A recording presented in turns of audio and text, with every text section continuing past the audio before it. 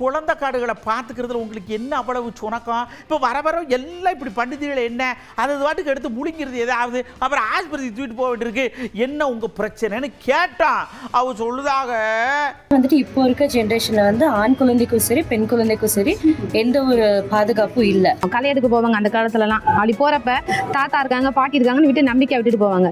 இப்போ எப்படின்னா எல்லாம் வேலை சுமை காரணமாக அவங்கவுங்க தனித்தனியாக போயிட்டாங்க. இப்போ எல்லாம் பேரண்டிங்காக நடக்கலை, அந்த காலம் மாதிரிலாம் நடக்கலை. பிள்ளைங்க சாப்பாடு சாப்பிடணும் அப்படின்னா ஃபோன் கொடுத்தா தான் சாப்பிடுங்க, டிவி வீடியோ போட்டு பார்த்தா தான் சாப்பிடுங்க அப்படின்னா பேரண்ட்ஸ் வந்து சாப்பாடு ஊட்டுறோமா இல்லை தரையில் விழுகிறத பிள்ளைய எடுத்து சாப்பிடுங்களான்னு கவனிக்கவே மாட்டாங்க. 2 பேருமே வேலைக்கு போகிறதுனால தான் குழந்தைங்களை பராமரிக்க முடியல. ஜாயின்ட் ஃபேமிலியாக இருக்காங்க அப்படின்னா அந்த குழந்தைகளை நம்ம வந்து பேரண்ட்ஸ் அவங்க பெரியவங்கள்ட்ட விட்டுட்டு போகலாம்.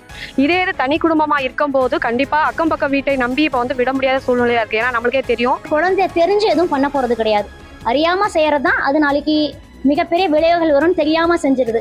நம்ம ஏற்கனவே கூட்டிட்டு போயிருந்திருப்போம், மறுபடி அங்க கூட்டிட்டு போனாங்க நம்மளா போய் குளிப்போம் அப்படின்னு சொல்லிட்டு இந்த மாதிரி பிள்ளைங்க அந்த இடத்துக்கு போயிட்டு அதுங்களாவே தவறுதலா உள்ள விழுந்துறது, இந்த மாதிரி நிறைய விஷயங்கள் நடக்குது. ஏன்னா சின்ன சின்ன விஷயங்களை கூட அதுங்களுக்கு பார்த்து செய்யணும். கொஞ்சம் மிஸ் ஆனாலும் அப்போ நம்மளுக்கு குழந்தை நம்மளுக்கு இல்லது. நம்மளே கொஞ்சம் அக்கறை எடுத்து பார்த்தா அதோட இதை நம்ம குழந்தையில இன்னும் நல்ல முறையில கொண்டு வரலாம். பராமரிப்புல அலட்சியம் அதிகரிக்கிறதான்னு கேட்டா நான் ஆமான்னு தான் சொல்லுவேன். குழந்தைங்களும் வீட்டுக்கு வந்தால் ஃபோன் எடுத்துட்டு உட்காந்துக்கிறாங்க.